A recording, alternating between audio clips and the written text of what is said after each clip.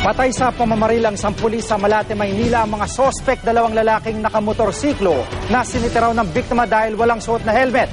Si Claire Delfina Calerto, 24. Mga bakas ng dugo sa kalsadang ito sa Malate, Maynila ang palatandaan ng pamamaril sa isang pulis Maynila. Hinihinalang mga miyembro ng Riding in Tandem Gang ang mga bumaril kay PO1 Ryan Bagadyong bandang alas 5 kaninang madaling araw.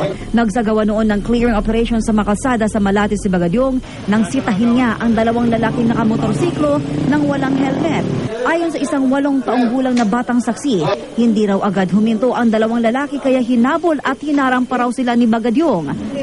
Ay, huwag kang kilos na masama, tapos kinapkapan yun. Sino yung sabi ng huwag kang kilos na masama? Yung lalaking pulis. Yung lalaki nandito sa may bagyong lalaki nandito.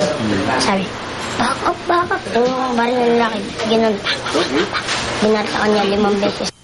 Agad daw tumakas sakay ng motorsiklo ang dalawang suspect habang agad namang itinakbo ng mga dumaang motorista sa Manila Doctors Hospital ang pulis. Sa ospital na siya binawian ng buhay. Nagsasagawa na ng manhunt operation ang MTV sa dalawang suspect. Mabait, talagang masikap na pulis yan. Dahil in the line of duty ang pagpanaw ni Bagadyong, bibigyan daw siya ng Manila Police District ng Heroes Necrological Service.